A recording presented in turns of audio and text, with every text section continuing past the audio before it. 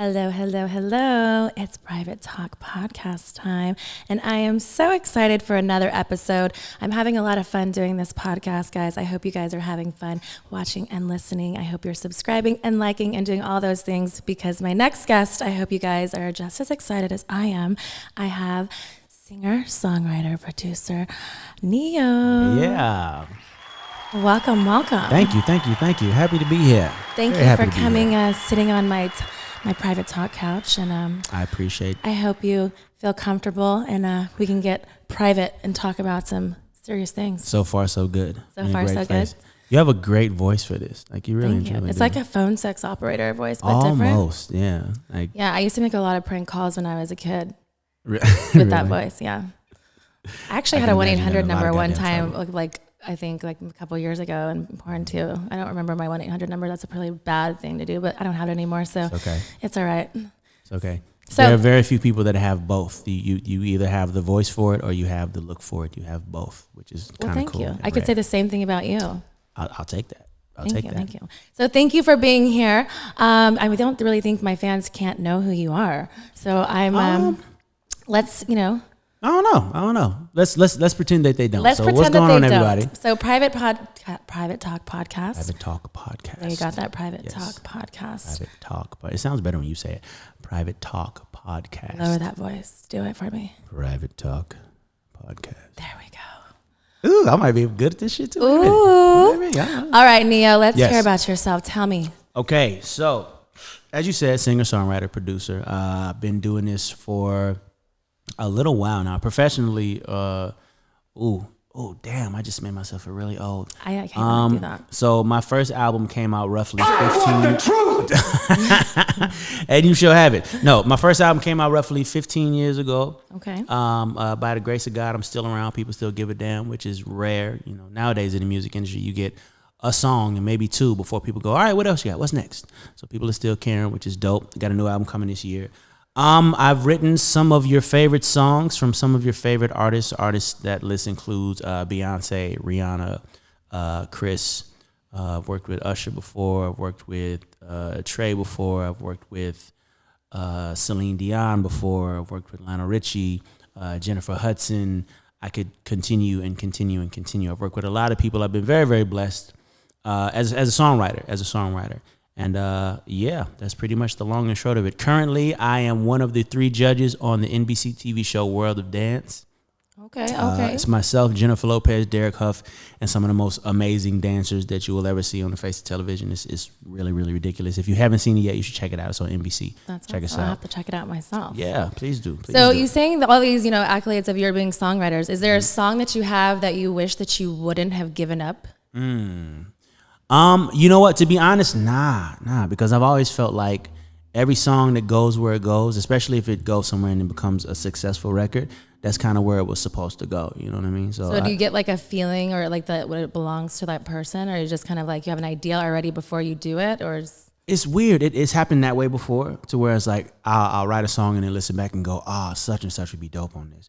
And then there's other times where I'll write a song with one direction and then it winds up going somewhere completely different, i.e., Beyonce's Irreplaceable. To the left.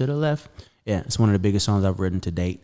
And I did not write it for her initially. I wrote it for myself, realized that the subject matter was not the kind of song that a man could get away with singing without completely alienating his entire female audience.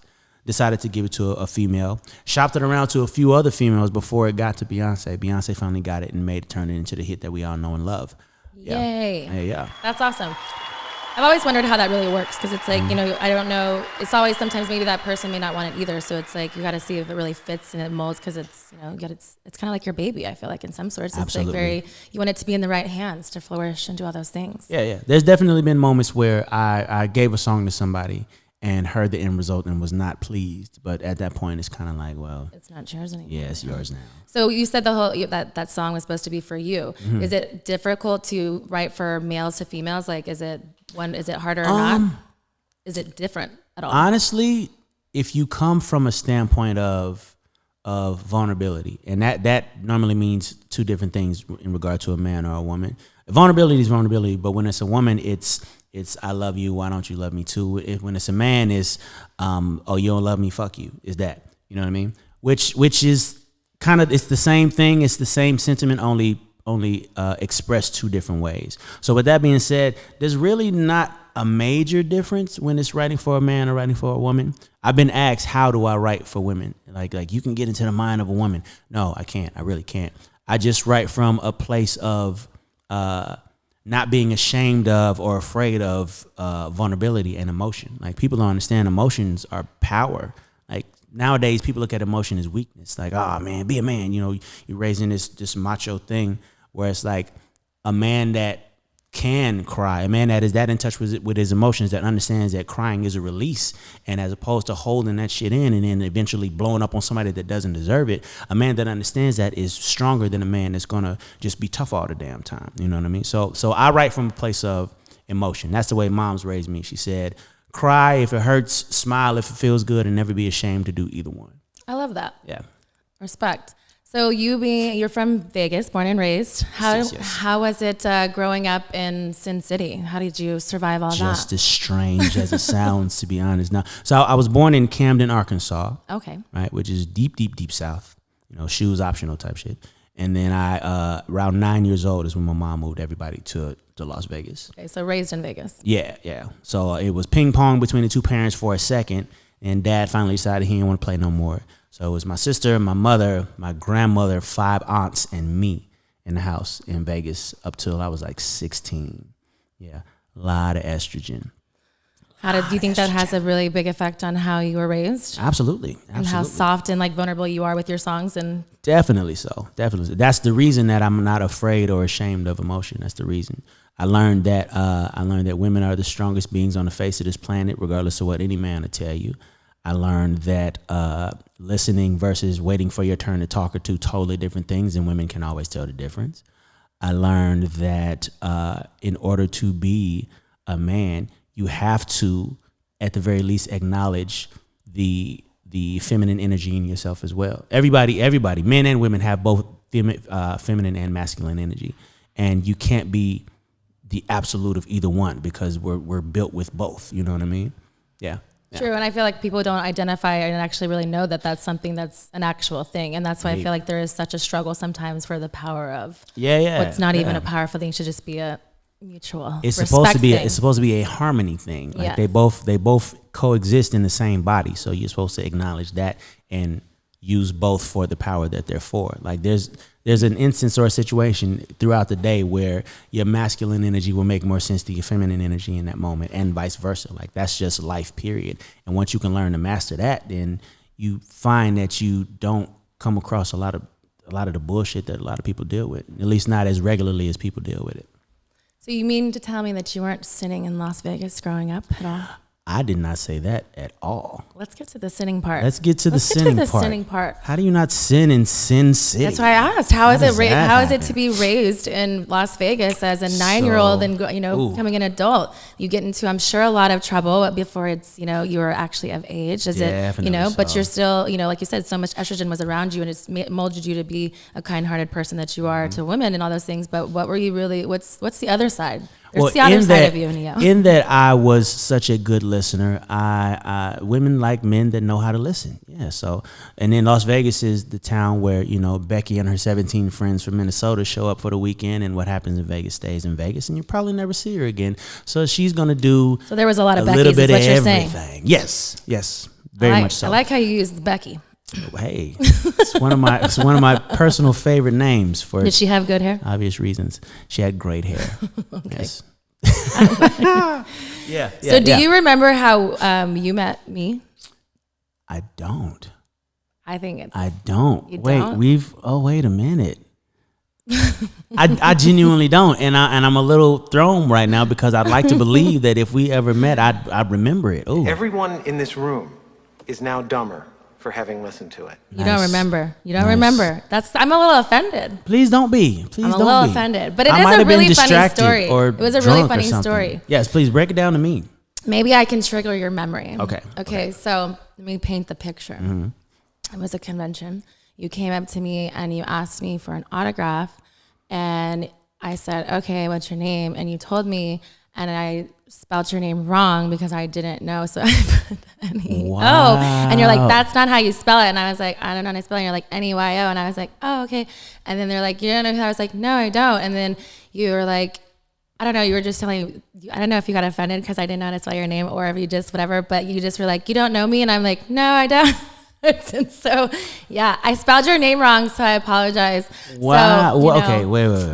But you don't remember this because I that's like genuinely a big thing. don't remember this, and I was. don't. I'm going to tell you right now, that wouldn't even be my response if something like that Well, happened. you asked. You might have got a NeYo imposter. It might have been no, some dude because pretending that was me. No. It was Did we take a picture or anything? Are you sure? I don't know if you paid for it.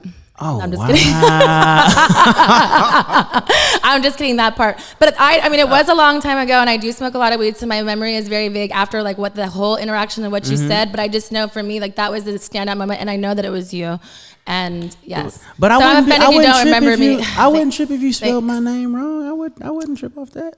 I mean, I walk around introducing myself to people that I know recognize me. Hey, how you doing? I'm NeYo, and they go, duh. And maybe I go, this was the okay. young NeYo because this was the young Miss Texas. So sometimes maybe it was a bad day. Maybe I caught you in a wrong situation. That happens. Okay, But, all right. Well, I apologize for not remembering. Damn, Well, that's why horrible. I mean, that's really horrible. I should probably take my gift back from you. No, please don't. Please don't take your gift back. No, I appreciate the gift.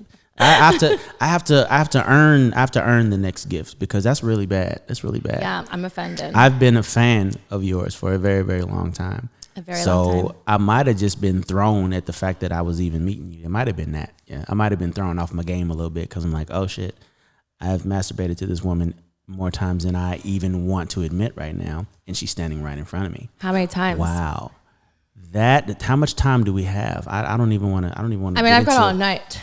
I don't even want to get into a number that size because you might change your opinion of me. So, hey, let's talk Never about that. So I feel like, you've watched probably a lot of free porn. So you probably owe me something. So you should sing me a song here on Private Talk for my listeners out there. You should sing a little something for me because, I think I'm indebted. You're indebted to me because I've checked your IP, your history, all those things. And I definitely know, yeah. I'm just going to say that was an amazing way to ask me to sing a song.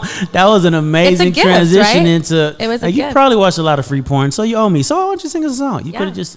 That was dope. Okay, You're and because it welcome. was so dope, I You're will sing a welcome. song. Do you have a request? I don't. You Surprise don't. me. Surprise you. What makes you, whenever you're, watching one of Alexis Texas's scenes, because you do make love to your own songs, so you say. I have So, in the past, I what have. do you masturbate to my scenes to your own songs? No. Music normally gets in the way, especially mine. Yeah, no. If it's a, I'm gonna do my phone sex operator voice for you. that's just gonna mess things up. Private talk. Because I'm not gonna be We able want to to focus. hear NeYo sing and from I'm Miss gonna Texas. sound bad. Make sure that Okay. you are liking, subscribing to this YouTube channel, and you better check out that Private Talk merch because you're gonna miss out. Look at this cool T-shirt. You want it? You like it? I do like it. I like it all. I like. What do you it. got for Sorry. me? Okay, here we go. You know what? I know what I'm gonna sing. I know what I'm gonna sing because it makes perfect sense with. Yep. The more I sit here, the more I like you. Okay. No, because it's a song that makes perfect sense with this because you kind of stepping out of one lane and stepping into another one, and it takes a certain kind of independence to be able to do that. So I'm gonna sing a piece of Miss Independent. It just makes the most sense. Talk to Okay, me. ready? She got her own thing. That's why I love her, Miss Independent. Ooh, the way you shine, Miss Independent, yeah. Is that enough? I love it That was enough? All right, cool. because I'm fucking Miss Independent Because for she's sure. fucking Miss High Independent, five. straight up. High five! Don't leave me hanging. Oh, my Oh, bad. there you go. There you go. Got him. Indeed. Got him. Thank you. I like that. Yeah, man. Are you crying? I'm crying. I'm again, I told you I'm a huge fan. I'm trying So I'm now trying to you're hold it going together to inside. actually subscribe to my OnlyFans I'm because I found out absolutely earlier, again, subscribing. another thing that I was, you're not a fan of my OnlyFans. You're not subscribing to me. You're not doing any of these things. I'm in the doghouse right now, ladies and gentlemen. This is bad. How are you going to make it up to Miss Texas? Well, You're for gonna go- one, I'm definitely going to subscribe to your OnlyFans. I'm absolutely going to do that. I'm going to get on my IG and let everybody know that I did this amazing podcast with this beautiful appreciate woman. that. And make sure that everybody tunes in and checks it out. Yes, they should. And I'm going to bring you a gift the next time I see you because you gave me a gift. Even despite the fact that I didn't remember when we first met and the whole nine, you still gave me a gift. It speaks to the kind of person you are. Yeah. Thank you. There's a heart under those beautiful breasts. It's a heart in there, ladies and gentlemen. I like that. So you are obviously a porn connoisseur. You like to a degree, yes. Do you have like a top 3? Do you have like, how does that work? Top 3, are we talking current generation or any? This is your whole, your catalog. Top 3. Let me see. Oh, well, see, okay, here's the thing. In that I'm a connoisseur, I have categories, okay? I have my top 3 black, my top 3 white, my top 3 Brazilian, and then there's my top 5 overall. No, top 3 of each one of those categories. Top 3 of each one of those categories. Okay, top 3 black. You're just being greedy over there. It's porn. How do you not? Okay, top 3 black, Sky Black, Cherokee, and Beauty Dior. Right? Nice choices. Top 3 white, Kelly Divine, Alexis Texas, and Jada Stevens. Did you only say my name second because I'm sitting here on the couch? No. Okay. Was there like a rhythm, or like a sequential order to what those really, or your categories? You just off the top of your head? No, not necessarily. I just, if you check my search history, those are the names that'll pop up the most frequently. Yes. Okay, I like that. Absolutely. So your relationship status now, you're married. Has that changed with do you watch porn with your wife? Does it change the type of thing? Do you do it separate time and together? Does it change the type of porn you watch and you search? Separate time and together, because there's certain shit that I like that she doesn't, and vice versa. So, but then there's shit that we come together on. Yeah. So, I feel like if you're in a relationship with somebody, that's definitely something that is important. Y'all have to, at least to a degree, get off on the same type of shit. Like, that's going to cause a problem later on if you don't. Agreed. But I also feel like I like the communication between like couples. Like, it should be, if it wants to be a private thing because you want something else, or if you wants to be something together, is because a lot of things people do behind closed doors. It should be talked about more, and I feel like people would be less likely or more likely to share their niches and their fetishes and all these things, and it explores a whole other plethora of things. Definitely. I mean, don't get me wrong. As a married couple, there's definitely a need for individuality. You need your own shit. I need my own shit. You need your space. I need my space. Everything we do can't be together, because we will get tired of each other and eventually resent each other for that. But couples watching porn is hot. Couples watching porn is not only hot, but it's helpful. The less secrets you have from your significant other, the better off you're going to be all the way across the board. So if you like some specific kind of freaky ass porn, and your wife walk in on you one day and you go, "Oh shit," now you've caused issue in your home, and that's not good. So no, it's always better to take all of these things that you feel like might be an issue, that you feel like she might even be weirded out by, whatever the case may be. Y'all got to talk about it together. It's just going to make y'all stronger at the end of the day. That's right, Private Talk. You got to communicate with your partner. Communicate. That's all it takes. Don't be afraid. Just communicate, because after all, they're your partner. Yeah, it's the first form of sex, communication. I hope you guys are liking this episode so far. Make sure you subscribe and like to the channel. Thank you so much for being here. Thank you for having me. I feel like you are such a legendary R&B artist. So how do you feel, with that being said, how the new generation of R&B is kind of like been? Do you feel like it's drastically changed? Like K. Michelle has said that it doesn't have any soul. Do you agree with that? Do you feel like how do you feel? I think that, well, I mean, everything is supposed to change. Like, if you listen to, so the music that you listen to, if you go listen to what your mom listened to, and then go to listen to what your grandma listened to, and then go listen to what her mom listened to, you're gonna notice the change in music. It's not supposed to stay the same. It's supposed to be ever evolving, right? And with that being said and known and understood, of course, the generation prior is gonna have shit to say about the current generation. Like, if you think about all your uncles, I can remember my uncle coming in my room going, "Turn that shit off. That ain't real music. You need to be listening to some OJs or some this or some that." And it's like, okay. And now I'm the uncle, as I walk into my son, like, "Turn that shit off. He ain't even saying nothing. You need to be listening to some this or this." And I become that person. But it's a generational thing. So I don't think that there's anything necessarily wrong with the R&B scene as of late. It's definitely a little less emotional than it once was. But that don't necessarily have to be a bad thing. We live in a slightly less emotional world. Like, nowadays, women are stepping up and being just as ruthless and rugged as men are, you know what I mean? And that makes for a different R&B song. Now it's not "Baby, Baby, Please" no more. Like, I mean, at least not with everybody. That's not to say that there's not room for that too. I honestly feel like you kind of have to just keep your, what am I saying here? You basically just have to keep it open. You can't get locked into one specific style. because R&B is something that is going to forever change and evolve into something different. It's never going to stay the same. Who were some of your influences in your music? Definitely Michael Jackson. Huge Michael Jackson fan my whole life. I learned how to sing mimicking Michael Jackson and Stevie Wonder. So Stevie Wonder, Michael Jackson, Prince, Sammy Davis Jr. I grew up in Las Vegas. So, my mom was in and out of the casinos. She was a keno runner. She was a dealer. She was a fucking janitor. She did anything and everything that you can do in goddamn casino. But in that, she used to bring back all types of different music. It wasn't just the R&B soul stuff. It was like Tom Jones and the Rat Pack and all of that. Yeah. So I really, really, really locked into the Rat Pack, and especially Sammy Davis Jr. because he was the only one that looked like me. Yeah. So I remember being 16, walking through the halls of my high school trying to dress like Sammy Davis Jr. People looking at me like I was a fucking idiot, but I didn't care because I knew what I was doing. I knew where my inspiration for this outfit came from, and just because you don't mean it's whack. It means that you don't know. So I'm not gonna let your ignorance stand in the way of my fly. I ain't scared of you motherfuckers. Straight up. Come on now. Say something. Yes. I like that. So who is your favorite artist at the moment? At the moment, I don't really have one. I'm learning to appreciate everybody and everything for kind of who they are and what it is. So what's your top 3 most played songs right now? Honestly, right now, the top 3 most played songs are mine, and you haven't heard them yet because I'm in album mode right now. I'm recording a new album as we speak. Do you have a expected day when that's going to be released later this year? Not yet. I'm definitely putting out music soon. Not the whole album, but I'm going to start dropping singles really, really soon. When I fall into this place, I try not to listen to a bunch of stuff because I don't want to be, influenced by, what somebody else has done. So I kind of shut off from the world and just go into my little cave and make sure that my shit sounds like me. You know what I mean? But it's coming very, very soon. Very, very soon. Keep your eyes to the sky, your ears to the ground. You will hear me, see me. I will be around. You will be around. You hear that private talk? He will be around. All right. I am going to take a little break. And after the break, we're going to play a game that's my favorite called Truth with Texas. So get ready for it because private talk, it's coming for you.